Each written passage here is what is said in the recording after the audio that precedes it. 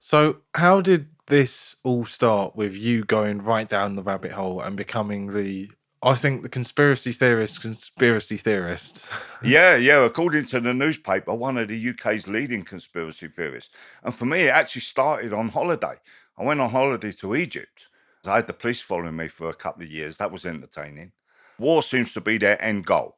JFK, war. 9/11, war. It's always an excuse to go to war and kill as many of us as they can.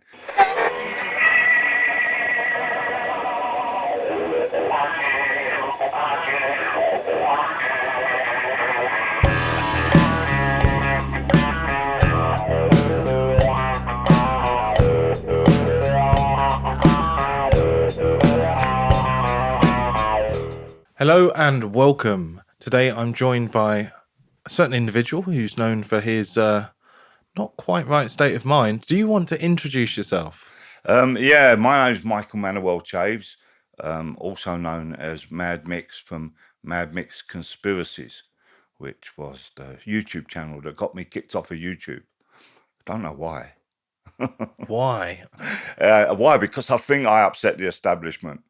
So I've been banned off of all the mainstream social media networks, Facebook, Instagram, YouTube. So I'm stuck over on Telegram now. So I've still got Mad Mix Conspiracies on Telegram. And you've got a decent following, haven't you? Yeah. Not as much as I did have, because when we went over to Telegram from Facebook, not a lot of people went over. Not a lot of people understood Telegram. So I mean, there's a good few thousand, but it's not the volume that it used to be over on YouTube and Facebook, where I could influence more people.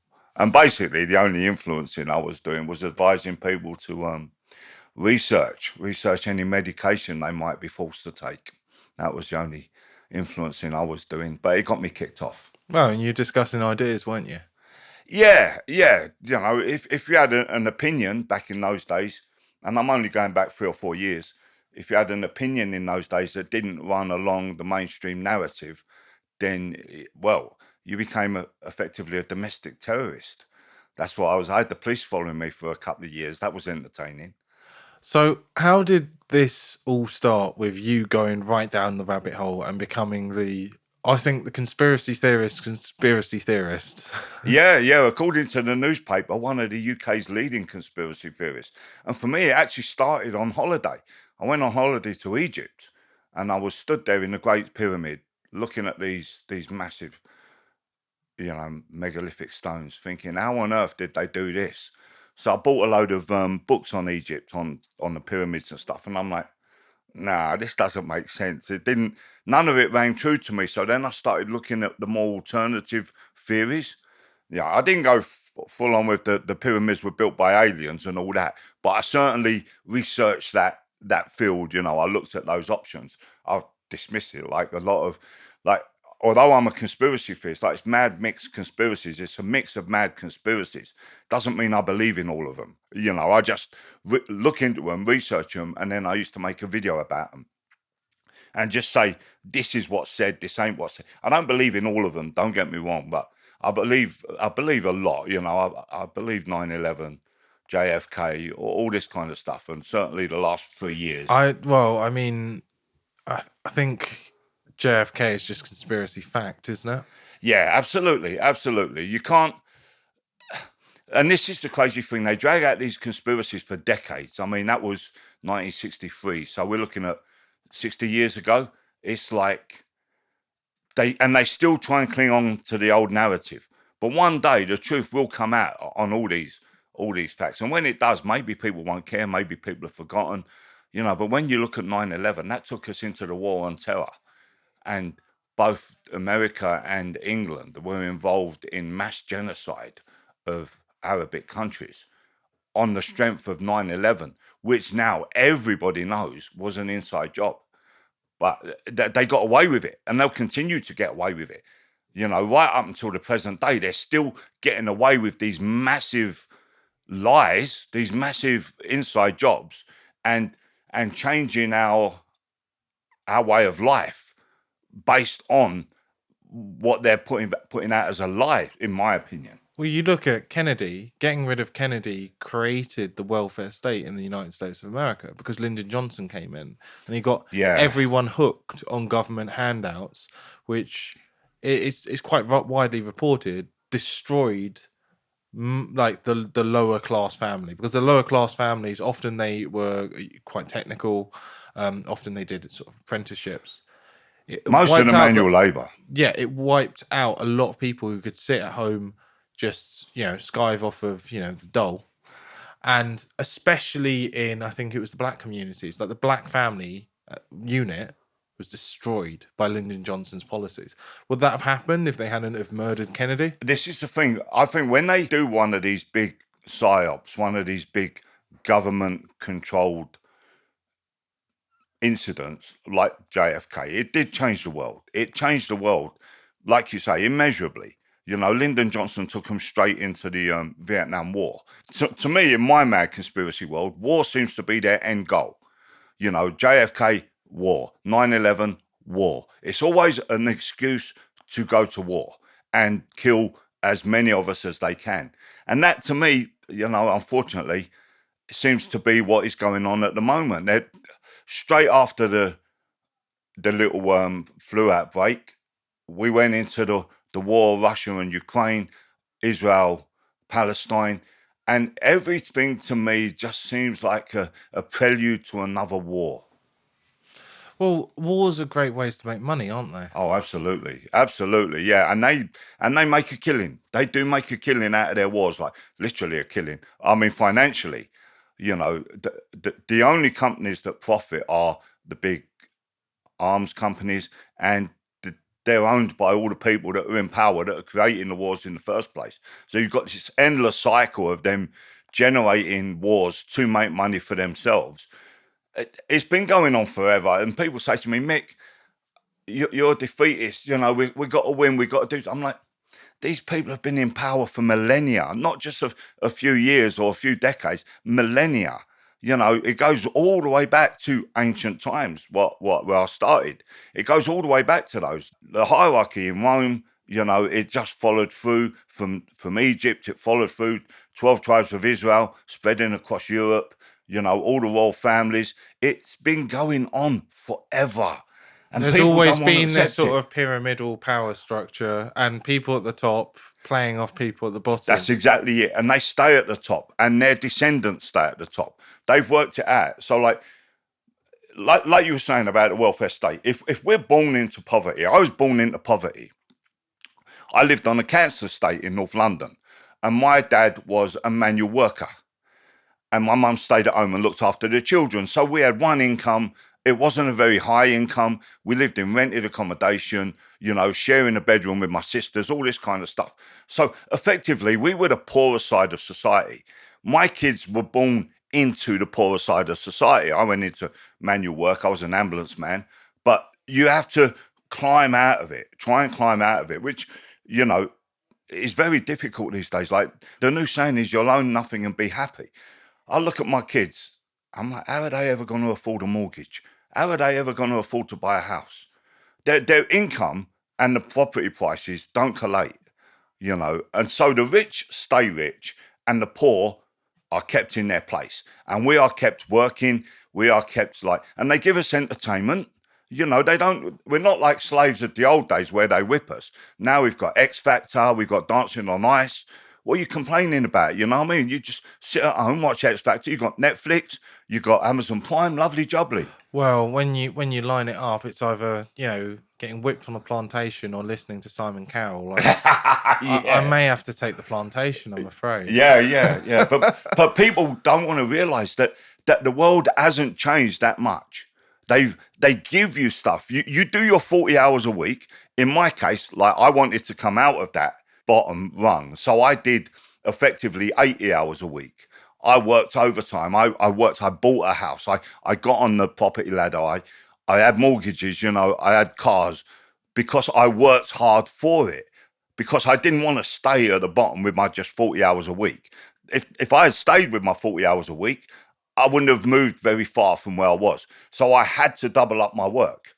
Now, that is the only way you can do it. So, all right, well, if you work hard, you get the reward.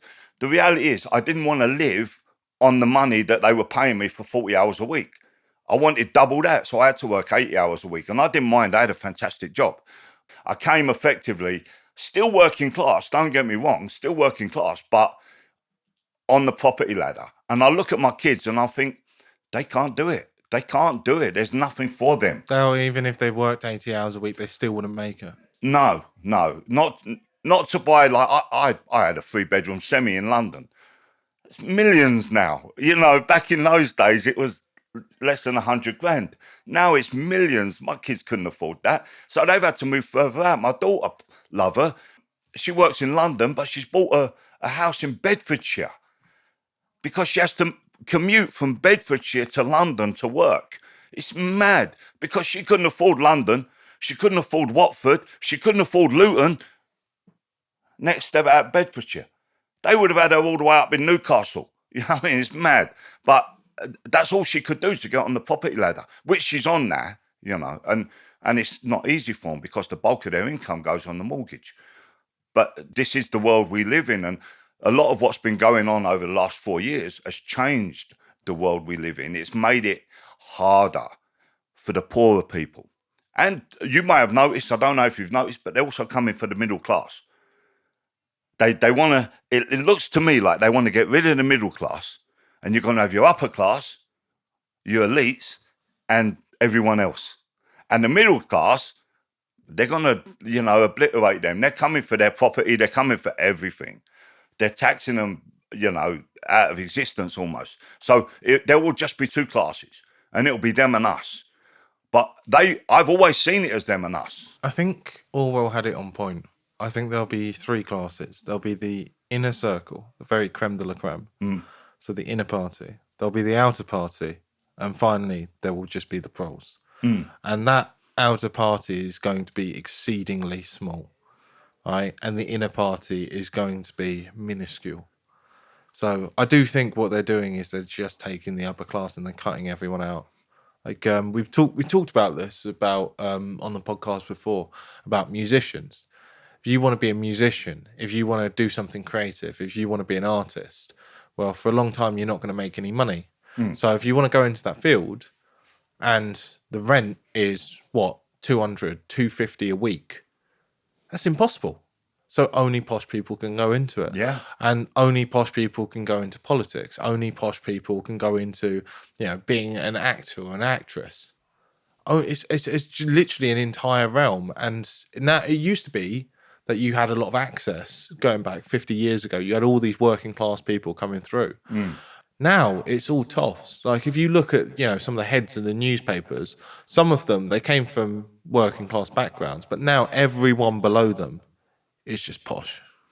But what we found over the last 4 years, Will, is that those people, that outer circle that you was talking about, who do the bidding for the inner circle, they're the ones who are the dangerous ones. They're the ones who are your prime ministers, your Schwabs, your Billy Gates, all these people that work for the inner circle. They're like their minions, and they are the ones who are trying to destroy our way of life, you know, and our way of life is changing on a daily basis. I have this with people, Will, you know, when I started work, I got an envelope on Friday full of money. Every Friday, got an envelope full of money. That's how it was. You used to go to the rent office to pay your rent. You used to go to the TV shop to pay your rent on the TV. And now it's all done with computer. And people don't realise we're moving into this technocracy where everything will be on computer. You won't touch your money. Everything will be like, they're even taking photos of you going in and out of Asda's now in some of these shops. And if you don't have a card, you can't go in. Let alone they don't take cash at the till. You just can't get through the door. You know, you've got to swipe your card to get through the door, and then it automatically takes out what you've bought. It's mad. It's a world that we looked at on the television years ago, and we thought, no, that can't really happen. Like we saw George Orwell, you know, 1984, and we're like, that can't really happen. Well, yeah, it can. Yeah, it can, and it's coming for us big style. Well, the thing is, I always thought it won't happen in England because of our character and our spirit. Yeah, we saw that, didn't we? Well, I was always raised to be an Englishman and know my rights, but what I've seen with, you know, the state indoctrination, because obviously I went to state school like most people, but I was still raised to have my values, and that was impressed upon me that we have these values. This is our history. Most people don't give a about their kids. No, all they care about is EastEnders and the football Oh, Do you think that's why so many people have this sort of, so many men? I think they're more like man children. They've got this, obsession with millionaires kicking a ball up and down a piece of grass. And look, I think it's fine to play sport. I Yeah. think it's fine to be interested in a sport, right? And you can enjoy it.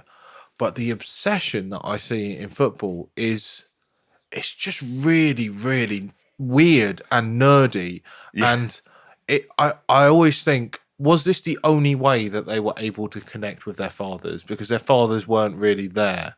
So are they sort of hanging on to that sort of thing that they had as a child? Because there's no way that I can explain the irrationality around it. Because you'll see them, 80,000 of them will rush into a stadium, right, to go and cheer for some people who hate them, who get down on one knee to like wipe out their race, to, like, literally BLM, which wants to get rid of white people, and they're all there, like nearly all white people, going cheering for these people who are like literally getting down on one knee. It's like raising your hand in the air like the Nazis did. It's mental. It's an indoctrination, Will, that we have seen become more obvious over the last 4 years. I didn't think that humans could be manipulated so easily. And I've learned over the last 4 years that we are no better than sheep. Like we think that we're the master race on the planet, but all they need is a few adverts on the telly, a few newsreaders telling you this is coming, this is going to happen, you've got to do this. And we all panic, we start running, we start putting nappies over our face, we run around the streets, we argue with people because they come too close to us. And I'm like, wow, is this real? And then obviously what happened with the medication, and everyone was flocking for it. And if you didn't, then you was worse than a Nazi if you didn't. People used to, the abuse we got for not taking part in that silly game, the abuse was ridiculous. And all we were trying to do was advise people and help people. And so we've got fundamental rights which don't come from government, they come from nature. Yeah. These are ours by blood, by birthright. We're English. Yeah. It's our land and we have the right to live in it. You will lose your job if you don't take this medical intervention. Can you imagine that ever happening, Will, in your lifetime? Like, I didn't. Now, I'm an old man. I'm probably double your age. I did not ever imagine that coming in my lifetime. You will lose your job if you don't do what we say. What? The whole thing was like, what? What about a disciplinary procedure? What about stage 1, stage 2, stage 4? You literally can't even fire someone for stealing from you at this point, right? You have to go through so many like disciplinary things. Yeah. Like it's basically impossible. I worked at this bar, right? There was this guy who walked up on camera because they installed cameras in the liquor room because everyone was drinking from it. But they installed cameras in the liquor room. This guy literally walks up, grabs it, straight face to camera. Obviously him, right? So all the manager was concerned with wasn't even the fact that he stole all of the crap, which was hundreds of pounds worth of stuff. He took some nice stuff, but there was nicer stuff there. I mean, it was a bit poor in his taste. But it was just getting him to say, look, I did this, write it down, just so he could sack him. Because there was so much paperwork with sacking a guy who'd stolen from me. Like, that was his priority. It's like, look, we're not going to press charges. We're not going to do anything. Just sign it, say you did it, and go, right? So I don't have to deal with the paperwork. Mate, that's mental. Yet they can come along and say, oh, just, take this, play the Russian roulette. Yeah, and if you don't, you lose your job, you'll lose your income, you probably lose your ass. Like that. Where's the paperwork? Yeah. Where's the paperwork? It was mad. And that's when we realised, Will, the dictatorship that we actually did live in. People didn't realise. Like, I've always believed that we were like mice in a cage. We were being entertained. As long as we work our 40 hours, do as we're told, keep us entertained, and then our minds were manipulated by the mainstream media, by the news. I grew up in that world back in the day with Margaret Thatcher. She was in charge, and I always voted Labour in those days. And then I realised what was going on. You know, the weapons of mass destruction, the whole Tony Blair affair, and I'm like, wow, I fell for this hook, line, and sinker in my younger day before I actually saw through it. And it was the Iraq War, another war, back on to wars. Where did you get the Labour voting from? My parents. Oh, absolutely. Yeah, I grew up in Islington, so Jeremy Corbyn was my MP. So when I started voting, every time I've voted, I've only ever voted for Jeremy Corbyn. Obviously, I stopped voting when New Labour got in. I stopped voting after that, and I was like working class. I was member of the union on the ambulances. We were on strike in '89. You know, the ambulances went on strike in '89, '90. And we were all very militant, very stand up for our rights. We went. Kenneth Clarke was the health secretary back then, and we went to war with them, and we lost. You know, they shafted us big time. We had to go back to work in the end, and it was a terrible time for a lot of people. You know, you weren't getting paid for 6 months. It was hard. Fortunately, I was young. It was literally just as I got married. I didn't have no children then, so it wasn't as difficult for me as the guys who have been around a long time. They got 3 kids, and now they're going 6 months without any wages. So it was a long 6 months. It was a long 6 months. It made me angry, you know, angry against the government, angry against what they could do at the drop of a hat. But see, this is one of the traps, isn't it? You know, if the government ends up paying you wages, then suddenly it becomes a big political issue.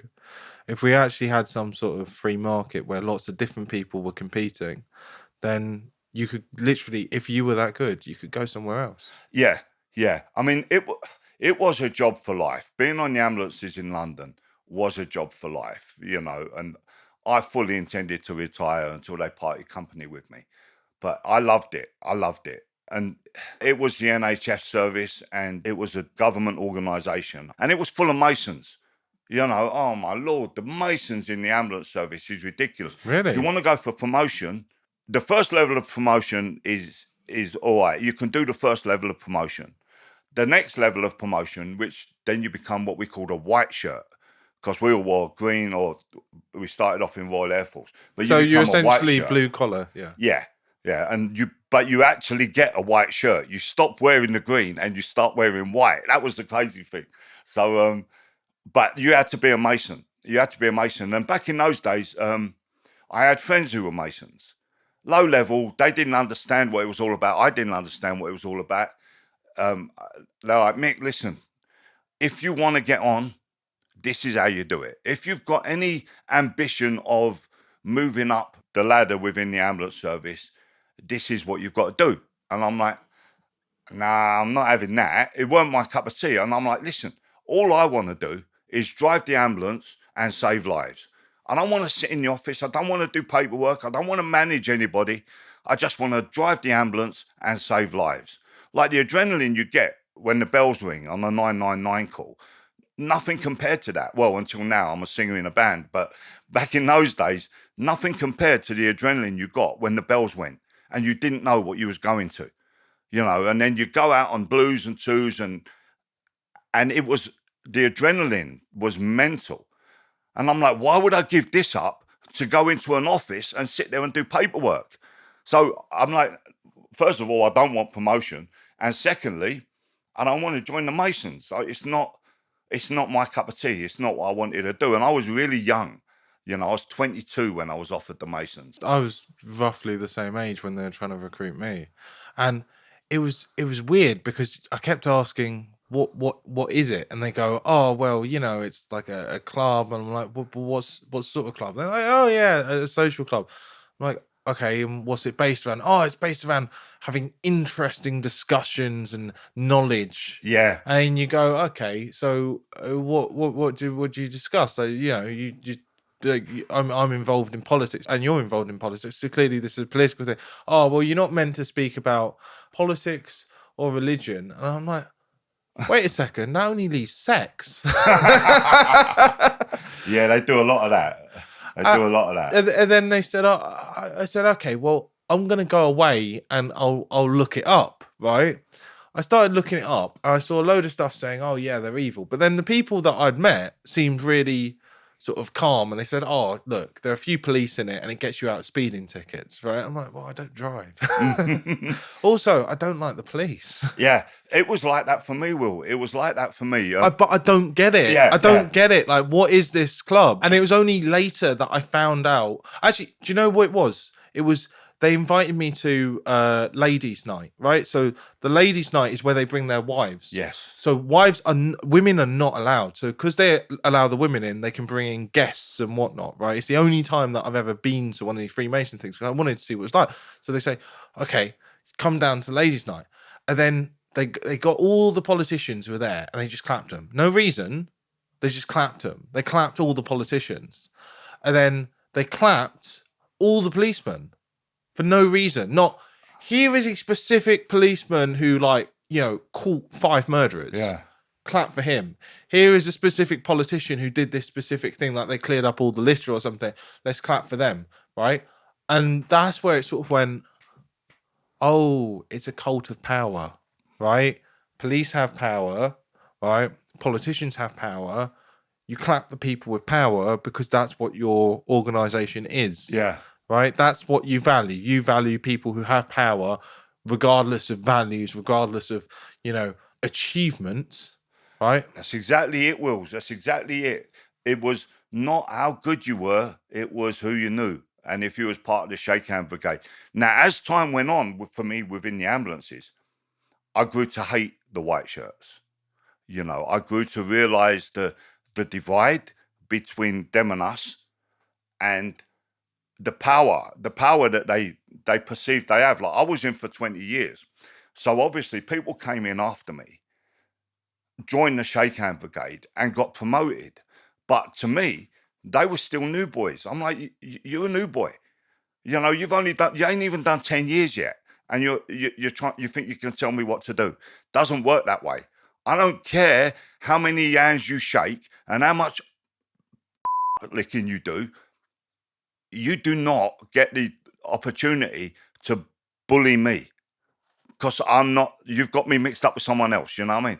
So that happened. I got in a lot of trouble with a lot of officers, but the only disciplinaries I ever had at that time was for, you might know, I've got colourful language. People say, "Oh, mate, your videos would be more popular if you didn't swear." Well, I swear a lot. And the only disciplinaries I had were for swearing at officers, because I would tell them to go on themselves, because I wouldn't jump when they wanted me to jump. They want you to do, like, I would do the job. Don't get me wrong, Wills. I would do the job. I was a good ambulance man and I would do the job. And no patients ever complained about the treatment they received from me. The only people, you haven't got your tie on, your top button's undone, you're wearing the wrong socks, you haven't ironed your shirt. I'm like, seriously? Like, I'm on my hands and knees, covered in someone's blood in the street, and you're worried that I've got my top button undone.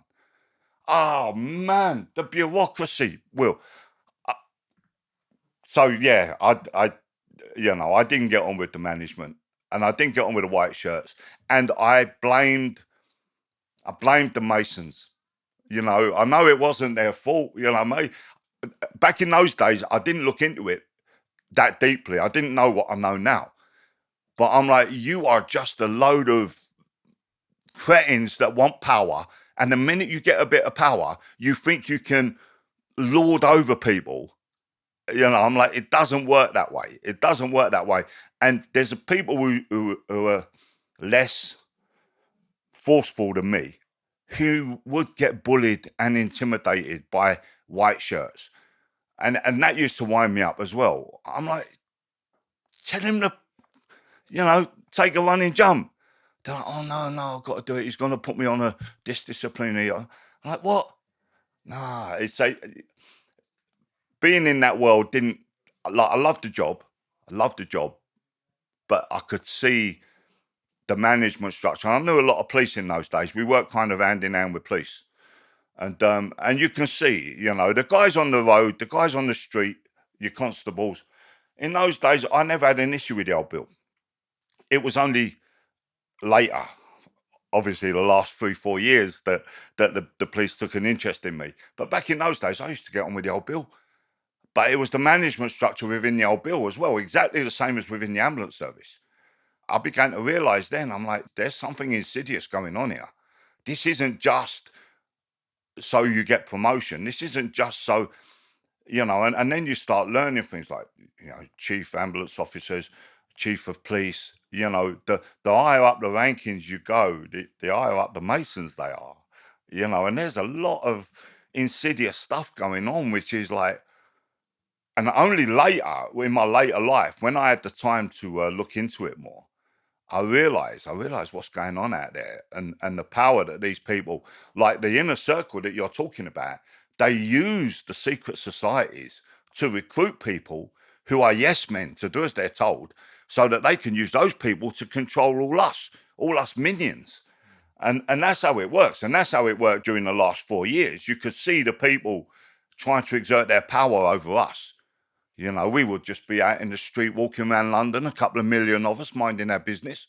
And then they would come out and they would try and exert their power on us and force us to do something we didn't want to do, or tell us that we were standing too close together, and they would try and use this power. Psychopaths, like actual psychopaths. Yeah. Like genuinely, like psychopaths, sociopaths, united. These are the sort of people who, they shouldn't be in with the general population.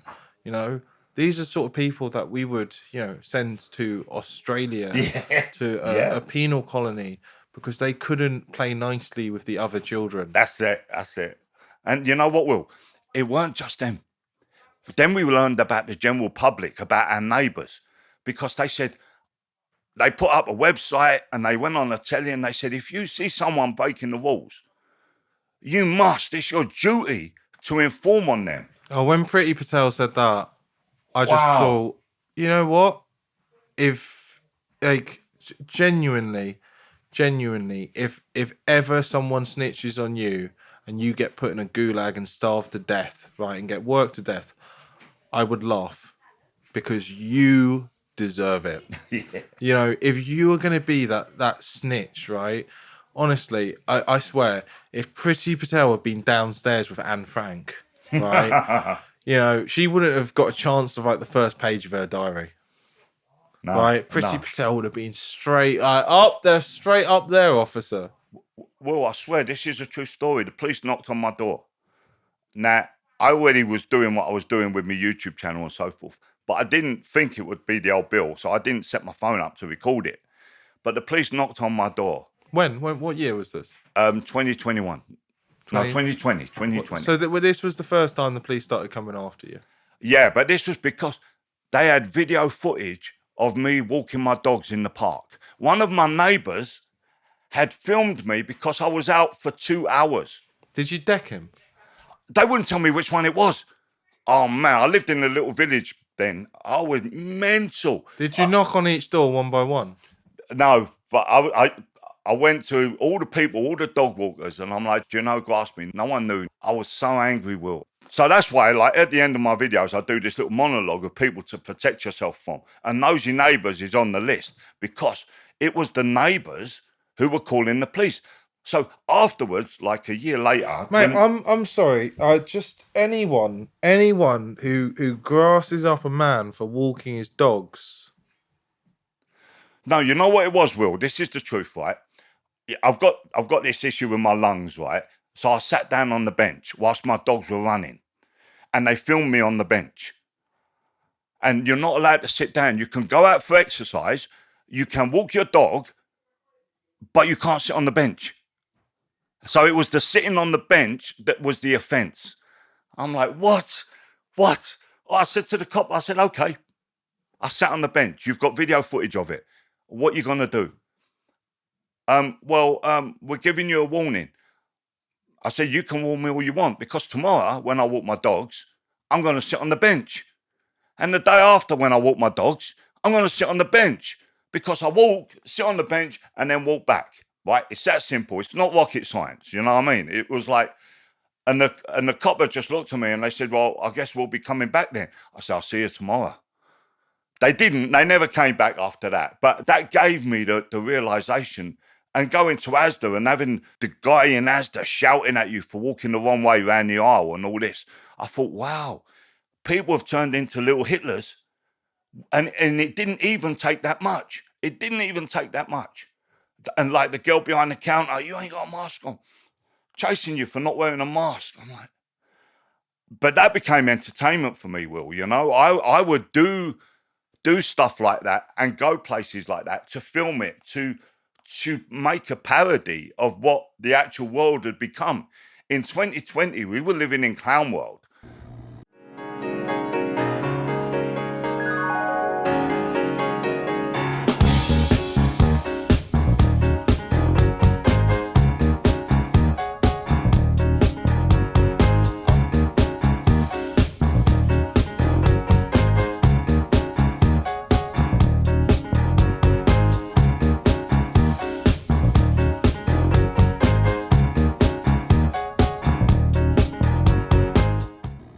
Did you ever do the thing where they would say to you 2 meters and you just go, I don't use foreign measurements, love? I was like, what's it in English? Yeah. And they're like, what meters? And it's like, oh, sorry, you haven't been educated properly. Well, look, sorry, if you can't speak English and use English measurements, I don't know what you're on about. Yeah, the news didn't give it us in feet and yards. It only gave us it in meters. I don't comply. Like, literally anything. If someone's not speaking English to me, they can honestly get screwed. Couldn't care less. Unless you're speaking English, I'm not even going to give you the time of day. Yeah. Well, I was fine with that. I just used to, you know, I used to film them, and then they get upset being filmed. You know, you can't film me. I'm like, well, you'll find that I can, and I am, and you're going all over social media because you're a knob. So, you know, it's that simple. You behave in a ways, you know, and like we did the protest, we did the yellow And boarding. this is one of the things. This is one of the few ways that people were able to strike back is by shaming people for what they were doing, right? But rather than having that capacity to actually be able to shame these people, they were shutting us down for it. But anyway, you said you had the police following you for a while. Yeah. So they had decided that I was a domestic terrorist. After the first London protest that I organised, which was on the Monday, that's when I really hit the police radar. Then they followed me a lot. It's simple because I had the Telegram channel, the YouTube channel, and I would tell them where I was going to be. I'm like, oh, so we're doing a yellow board protest in Worthing this weekend. So they knew, they were already there. But when we did the yellow boards at the London Marathon, the police followed me from when I got to London, and they were there all day. They tried to do undercover, but we caught them. And I went and I filmed the undercover copper, and he ran off. It was really funny. So after that, we had 2 uniforms, and they stayed with us the whole day, everywhere we went. And I said to this copper, it was all right. We ended up chatting for most of the day. I'm like, well, when do you stop following me? He says, when you leave London. I'm like, what? You're going to follow me all the way back to my car and make sure that I've left London. But it weren't just me at that time, because I was chatting to him. They had various targets of who they would call ringleaders or instigators or troublemakers. So I'd imagine Piers Corbyn was on the list and all that, and you know, your Kate Shimwanis, and they would have had the police wherever they were. And for a good 2 years, it was like that for me. Wherever I was, the police were there. And they started off with the what's your name business. And then they just didn't bother with that. It's all right, Mick. And they were just calling me first names. So, yeah, they do it to try and unnerve you. But then what they do is whenever they come to court, they go, oh, I've got no clue who this is. Yeah. It's like, oh, is that why you lot keep coming up to me and calling me by my name? Because you know me. I'm not your friend. I'm not acquainted to you. We've never been introduced. Yeah. You walk up, you tell me, you say, hello, Mr. Coleshill. Okay, who the are you? Yeah. Who the hell are you? I said to the copper, Wills, I said, look, I know that when you went to your briefing this morning, there was a load of photographs on the wall. And one of them was me. And my face was the big fat one in the middle. I said, so don't even give me that nonsense. You know, they knew who I was. I used to travel with a guy called Wayne. He does a lot in the resistance. And they knew us. Everywhere we went, they knew us, you know, by name. And they followed us. And it was crazy. Like the minute you got in the car, you know, you look in the mirror. Sometimes it was a plainclothes car. an unmarked car, and then sometimes it would just be uniform. And then we went to the pub, me and Wayne, we went to the pub. Now, it's quite funny. I don't drink. I've always been a non-drinker. And so we were in the pub watching a gig, like a bit of live music, came out, got in the car, drove around the corner, 2 cars. And one pulled in front of us, one behind us. And so we had 4 coppers, 2 stood on Wayne's door, 2 on my door in case we tried to run or something. And they thought that they were going to get me. They thought, oh, this guy's got to have been drinking now, you know. So the whole thing, they've been surveilling you the whole time going into this pub thinking they were going to catch you for drink driving. Yeah. Well, that's what they thought afterwards. I mean, I'd imagine when they followed me to the pub, they didn't know where I was going. But then... But they stayed around. Yeah. That is stalking. Oh, absolutely. It was mad, Will. It was mad. They were stalking you. Yeah, for over a year, maybe 2 years. Just no reason. Like, had you committed any crime at all? No, I've never been tugged at all. They called me a domestic terrorist. When did they call you a domestic terrorist? I can't remember exactly which one it was. It was one of the coppers told me. They said that all us anti-Vs were classed as domestic terrorists, and those with a social media platform, which I had, I had tens of thousands on Facebook and YouTube and all that. But when they shut us down, they put us all in this little fishbowl of Telegram, and we could only talk to each other. Couldn't influence anyone in there because everyone there is already one of you. So they put us in Telegram and kept us out of the way of everyone else. And then they just, like you say, they stalked us relentlessly. And like, it became funny, especially like when they pulled me over. Have you been drinking? No, I've not been drinking. I don't drink. You know I don't drink. This is the thing, right? I don't walk around places and say, do you know who I am? But with the police, it's like, you know who I am. Oh, absolutely. Right? It's like, I know you know who I am, and you're going to play some game. Oh, I don't know who you are. Right. You're stalking me. Your organisation is targeting me. We know about you. I said to the cop, I said, listen, why don't you just save me some petrol and drive me to where I'm going? Because if you're following me anyway, I can leave my car at home and you could just drive me, you know, and I could get, like, remember the drag queen story hour? The drag queen got driven around by the old Bill everywhere we went. He was taken in the car. I'm like, you could give me a lift. You could have saved me hundreds of quid on petrol.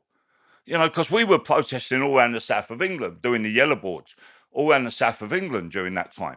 Always coppers there. They always knew who we were. It became kind of entertaining, but then it stopped. It stopped. That was the weird thing, when it stopped. When did it stop? It stopped, I think it really stopped when Russia invaded Ukraine. Yeah. I think that's when it all stopped. Because they had another narrative. They were not interested in us then. Not interested. It was crazy. I learned the other day, though, that they do still monitor our channels. They've still got 7-7 Brigade on Telegram monitoring our channels because we did blocking of an installation of a 5G tower. And I told everyone on my channel that we were going to be there at that time, get down there, we're going to sit on our deck chairs, have coffee and stop and putting in the tower. Well, the company turned up to do it and they had security guards. And the guy said to me, he said, we've never had security guys before. I don't know why they've said we need security, but they had 2 security with them. And then obviously the old Bill turned up and all that. So whoever was monitoring my channel had then informed the company that there was going to be a demonstration or a protest there. And the company had employed security to protect its employees. Like, we've never done anything violent, Will. I don't advocate any kind of violence. Peaceful resistance all the time is what I've been advocating. You advocate for that, but do you not have a right to take up arms and overthrow any illegitimate and tyrannical government? Do I have the right to do that? No.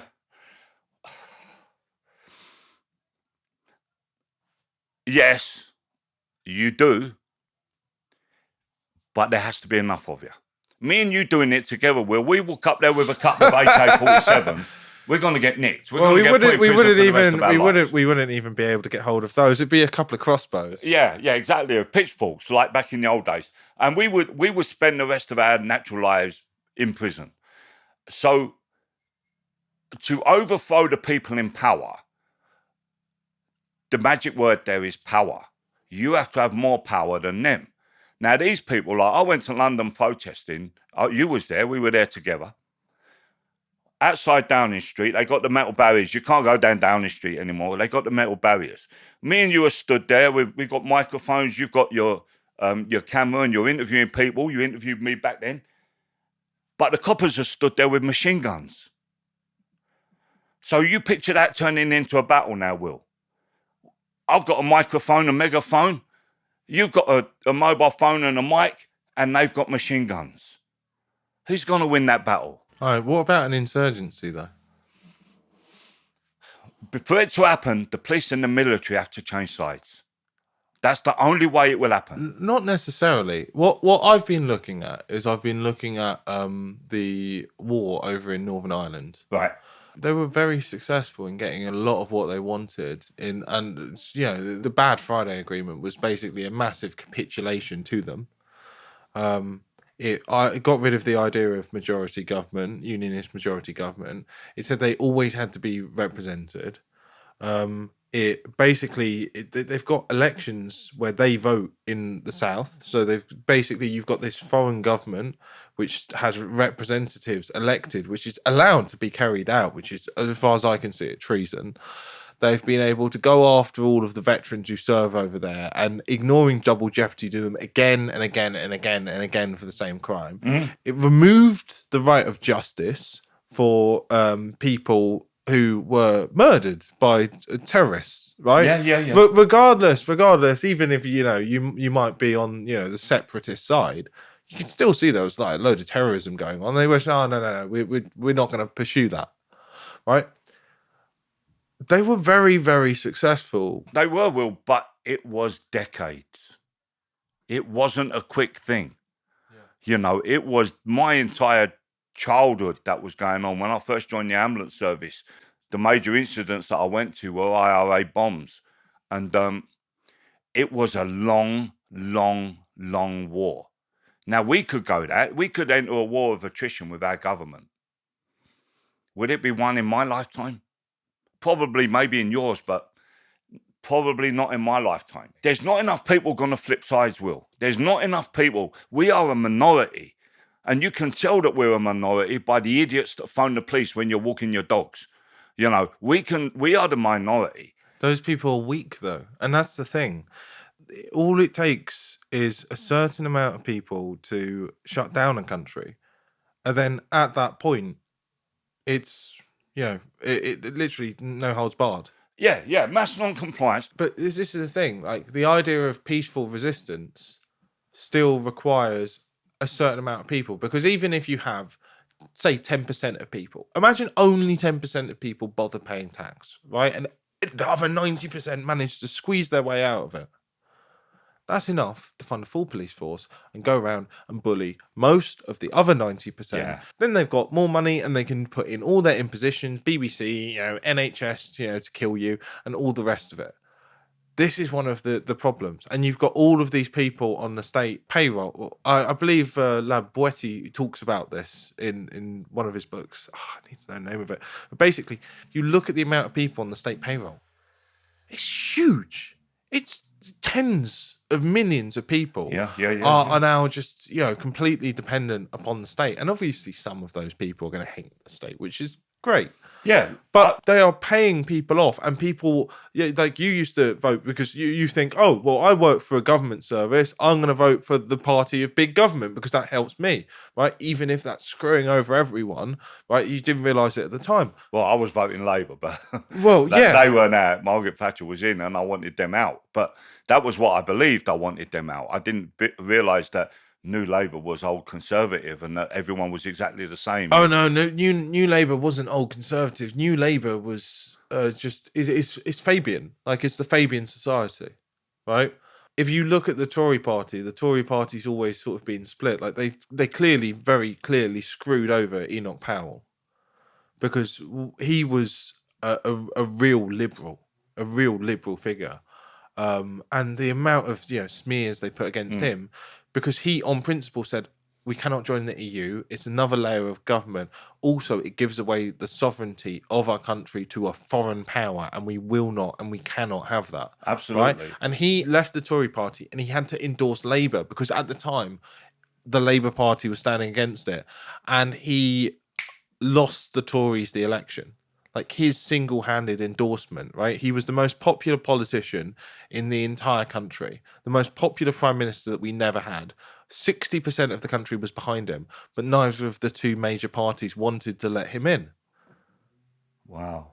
because he stood against the establishment interest. If you look at him, he's very much, for the free market, for people having their freedom, but also having borders. He understood bring in mass migration, suddenly you've got a segregated society. That is that's not been happening healthy for years. This whole migration thing, it's weird, right? Because I've been going down to a lot of the Tommy Robinson things, and most of the people there are focused on the illegal migration.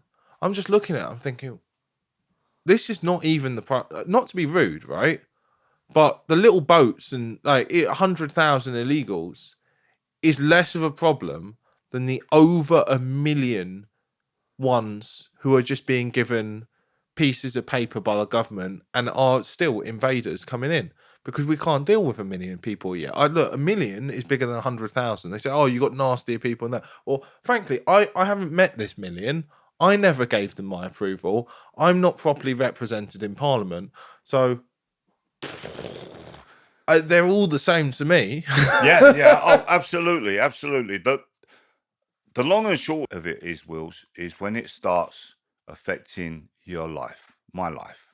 When it starts, you can't get a GP appointment. You can't get into an hospital. You can't get a place for your kid in the local school, that you end up driving miles and stuff like this. Now, obviously, we're here at Hope. We know about taking your kids out of schools, and we should all be doing that. But we're in a world now where you can't even get a place in the school, and the schools are compromised. Anyway, you wouldn't want a place in the school unless your kid's wearing a rainbow flag, and then they say, oh, I can get in now, he's trans. All right, put him in. Did I just say that? Sorry.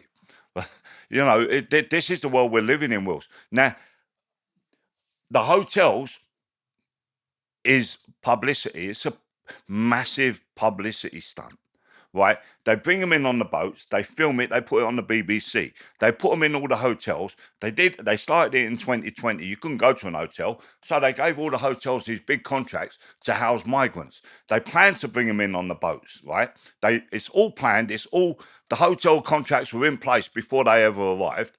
They fill up the hotels. They roll people like me and you up. We're like, oh, look at this. It's terrible. They have people like Tommy Robinson to just say, oh, this is what we're going to do. We're going to do this. They have a big rally in London. They put TV screens there. Only the government can do that. Put giant TV screens in. You can get permission. Permission. Yeah. I rest my case. Only the government can allow it. So, you've got to ask them, and they won't give permission for me and you to do it, Will. Look, to be fair, they have to make a sort of show of things. So what they do is they usually allow people to have screens. They allow people to do marches. If you want to march down a central road, which would be blocking the road, they will allow you to do it, right? But they'll put conditions on it. So they'll say it has to end by X time, right?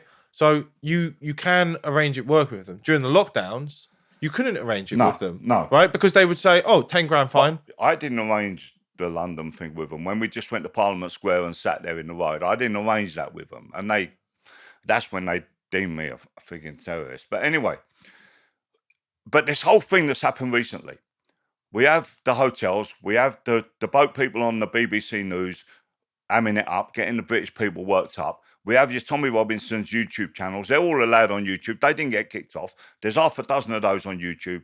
And then we're going to have a big rally in London. We have the big rally in London, Will. And then within weeks, we have race riots. Come on. We're being played. We have the children that may or may not have been murdered. And then we have race riots in London. We haven't had race riots in London or in the whole country. Wait. So what do you mean? What do you mean by race riots? Because I've met that crowd that was in London.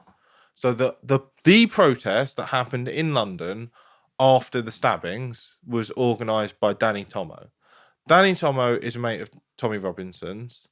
I know that they're not racist, and if they organized anything like that, it wasn't a racist attack. See, the No, race riot idea it come from the is, BBC. yeah, that's But that's what they did. They got people in London, and it doesn't matter if they were there to protect the donkeys. The BBC made the narrative. They got the people there. They had the big Tommy Robinson rally. They had the terror attack, allegedly, and then they have people protesting on the streets. And then they have their agent provocateurs smashing people's houses, smashing cars, setting fire to things. And it sets up the whole narrative. I've got to say, a lot of these like random riots that happen across the country, right? If you look at how little private property was actually attacked, right? Like the main target was the police. Like I know they burnt down one police station. There's accusations that they attacked a library, right? I don't know who was doing that, right? But this is the Government thing. employees, in my opinion, And I think there's nothing to say, given the fact that the government has a track record of lying, having a bunch of plants, going and impregnating women in a relationship, and then, you know, in a completely fictitious relationship about now lying. they've given themselves the permission to break the law, Yeah, and- up to and including murder. And noncing all of man. this. Yeah. So they think that's okay because all they need is like they just tick a little box. Okay, what's the name of it? The Covert Human Intelligence Sources Act, right? Yeah. So they believe they have the power. So long as they send someone undercover, they can go, and they've literally said, we want the power to be able to infiltrate whatever organization we like and commit a bunch of crimes, including murder. The whole thing, Will, the whole last few months was so that Tony Blair, I always call him Tony Blair, that Keir Starmer could. Well, he is Tony Blair. There's Tony Blair too. It's like they've morphed into each other. Like Keir Starmer can come on. Can we do that? Can we just go around calling him Tony Blair? Tony Blair. No, let's just do it. Let's just keep calling him Tony Blair. People are like, oh, don't you know? It's like, no. Like it's like have you seen the meme with the low IQ and the high IQ, right? And then in the middle, it's just all the idiots, right? So the low IQ people with the jab, they're like, oh no, it's all like evil space alien stuff, right? I don't want none of that, right?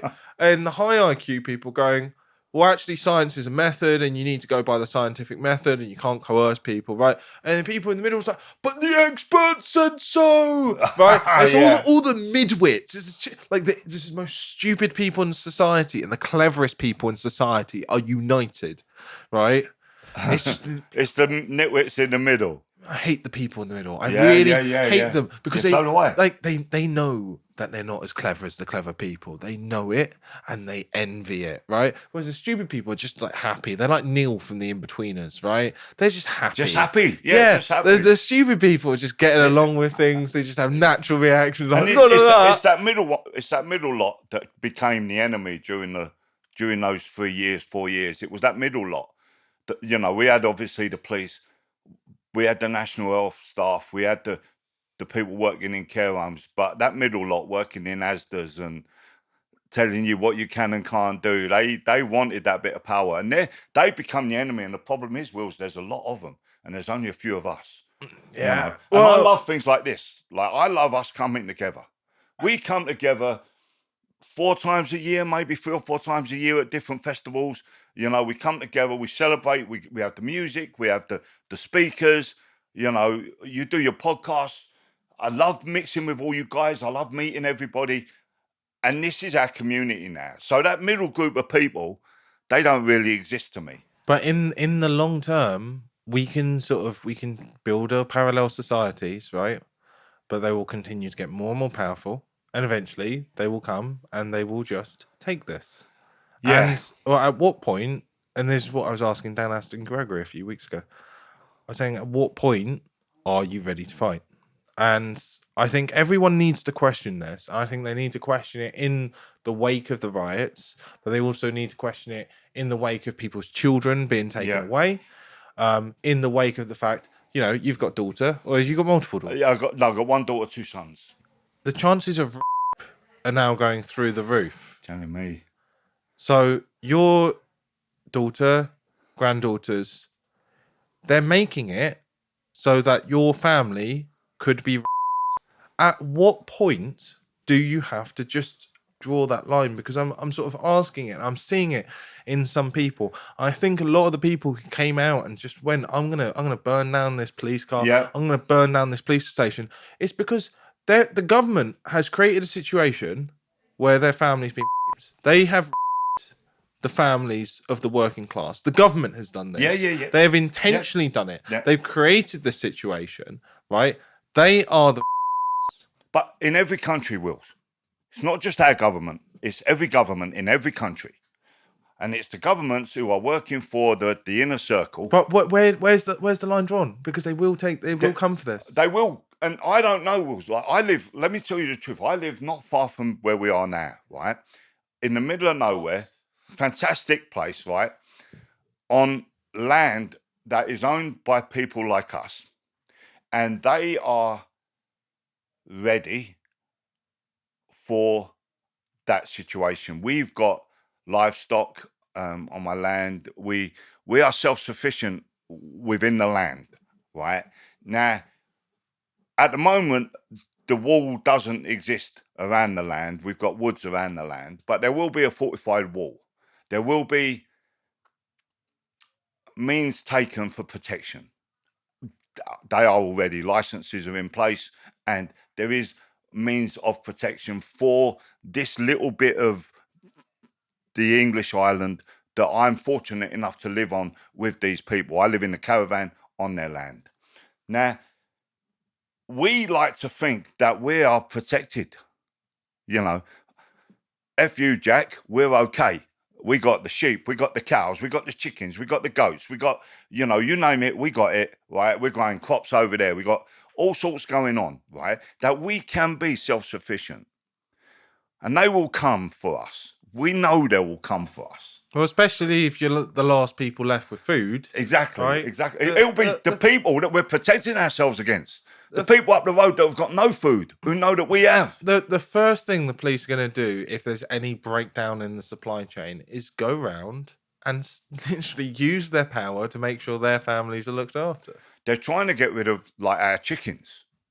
Oh yeah, they want a chicken permit in case you crash your chicken. Have you crashed any chickens? No, none of our chickens have ever crashed. But they don't, like we, literally, the people that live on my land, it's not my land, I live on their land, but the people in our community, we could live on eggs.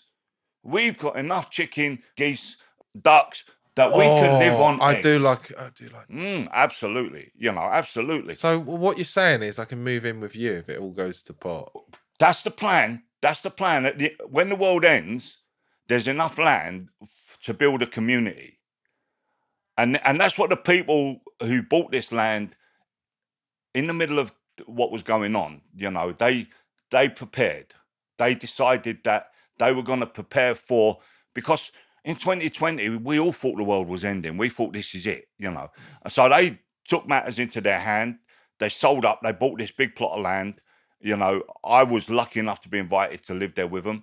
And they are ready for the end of the world. And do we need to see more enclaves like this? Because I know that's what a lot of people are doing. People's trying it all over the country. In South Africa, in particular, the only places that seem to be working are the Boer enclaves.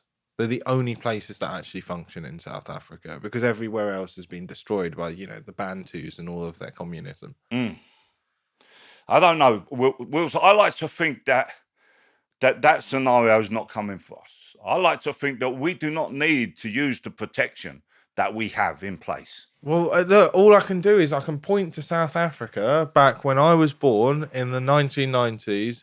It was developed. Hell, look at Rhodesia. Rhodesia, this was a wonderful paradise, essentially. And it was destroyed, and they've committed a genocide. They've killed all the white people and just collapsed all of the economy with socialism, right? And now, mass money printing as per usual. The inflation to the point that their country is now on the map for being a joke. And obviously, the IQs stay down at the retard level. Forward to, Will? Is England going to become the laughing stock? Well, right now we are a laughing stock. Look at them. Look at them on Twitter. The Americans are laughing at us. Everyone's laughing at It's a us. disgrace that our little cousin is laughing at us. We had years now. Now, I don't believe in elections and all that, but we've had years of non-elected prime ministers. They never got voted in. It's more than that. It's because look, I understand the principle of you have your representative and then they then pick on your behalf. I can get that, right? But the problem is that the system itself is so rigged, right? Oh, absolutely. Because there's been sod all representation for reform, which is just madness, right? What? And something close to 1 million voters for a single MP. Meanwhile, the Lib Dems and the SNP are just laughing on something like, like 30,000 or something like that. That's a joke. That's Yeah. a joke. Why the hell do these people? And I voted for reform. I know you don't vote. I don't vote, no. But these people have over 20 times or something like that, around 20 times the representation that I have in Parliament. That is ridiculous. There's no equality there. They have 20 times the representation that I have. Yeah. This is mental. And this isn't saying, okay, in a weird scenario, they can have twice the representation or something like that. Or if you've got a really fringe view. This isn't a fringe view. This is something like 1 in 6 people. Or at least 1 in 6 British people, because they let foreigners vote in our elections. it just goes to show the reasons, Will, why I don't vote. After the weapons of mass destruction, which is when I stopped voting, I haven't voted since, and I've just seen a decline. Whereas back in those days, I didn't realise the depth of the conspiracy, it probably is, of the fiddle that is politics. Like, everyone wants proportional representation. We don't have that. We have this system where if you can get as many people in that area, and they moved all the borders. I remember when they moved the borders so that they got more conservative voters into that area to nick a Labour seat. It was ridiculous what they were doing back in the olden days. And it's just become clear to me that the whole thing is a con. It's a rich man's game, and it's put there to entertain us. So I could either watch the election or I could turn over and watch Simon Cowell. You know what I mean? It's pretty much the same damn thing. So you focus on coming down and doing your stuff with your community here at Hope and 100%. performing with your band. Yes, So- I've got a band. Yeah. So tell us a little bit about your involvement with Hope and also your band and what you've been doing. Like my band, I started off, Wills, you're not going to believe this, doing the protests, doing the yellow boards, met a guy called Martin Noakes, who is one of us. He was there doing the yellow boards with us. He asked me if he could use my voice on a music track. I found out he was a music producer, and he has had some hits back in the 80s. I'm like, yeah, of course you can. And then he sent me the song. I didn't go to his house. I didn't go to his studio. Just used my videos off of Telegram and so forth. He sent me the song, and it was called Killer Killer COVID. And it was amazing. It was all my voice. And he had taken samples from different videos, released it as a single, right? We released it on January the 3rd after the Christmas rush. So to release it, then I said to everyone on my channel, I said, let's buy this song. It's only like £1 to download it. Let's see if we can get it in the charts. Let's see if we can make a difference with it. Well, it got to number 26 in the UK chart on the first week. Like, it entered at number 26. We're like, wow, this is mad. Like, I've got a hit single. Who would have ever imagined I would have a hit single? I can't sing for toffee.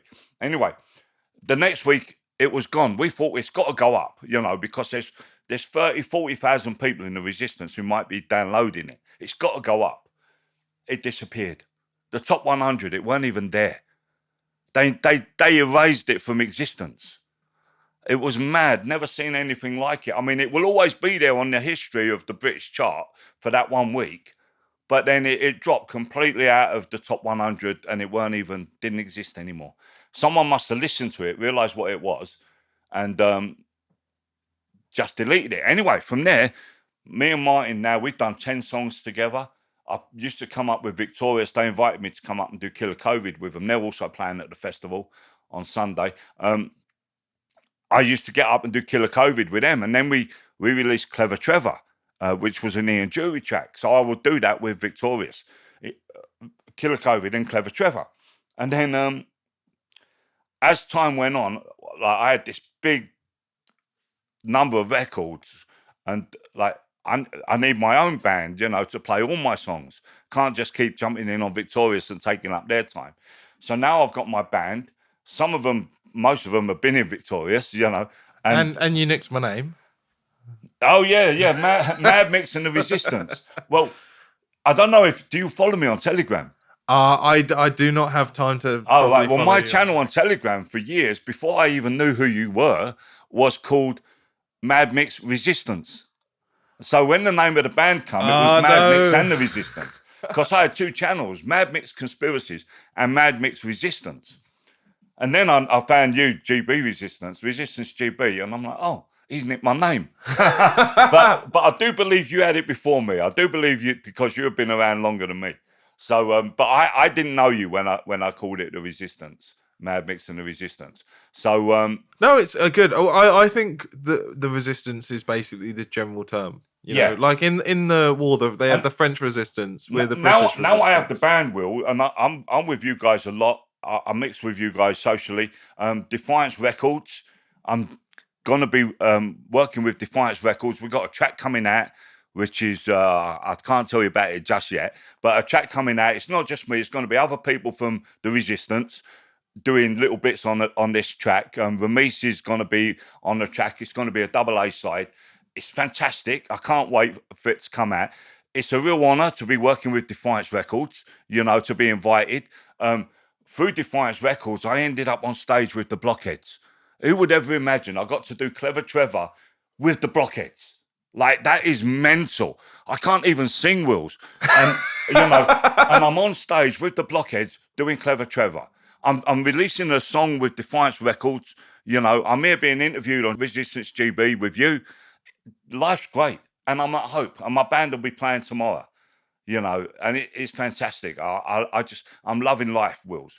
The end of the world is coming, but I'm loving life. Okay. Well, final question.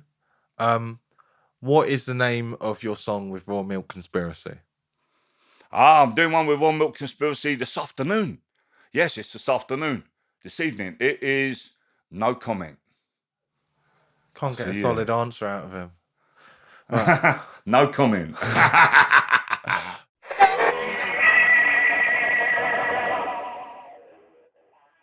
Thanks for watching. Please give us a like, a share, a subscribe, hit the notification button if you would like to help. We've got a Patreon and a Subscribe Star, so please head on over there and pledge us some support if you want to keep this journalism going. We've got a professional studio here and we could do with your support to keep these great conversations coming. Hope Sussex community has witnessed firsthand the positive effect community home education can have on children and their families, and it is wondrous. Our mission is to support, enhance and guide freedom-loving families through the empowering and rewarding world of home education. Sessions with tutors start at the incredibly affordable price of just £5.50 an hour and run all day Monday to Wednesday. The groups are small, and as home educators, you can book directly with our independent tutors, attending as many sessions as you like out of the wide range of subjects on offer. As we now begin the 4th year of our journey, our legacy is already taking shape, with children that have previously attended Hope now flourishing at college as critically thinking, compassionate, creative, confident and resilient young adults. At Hope, we are incredibly proud of what we have achieved and extremely excited to be creating the reality we want, a life and world full of love, truth, integrity and freedom.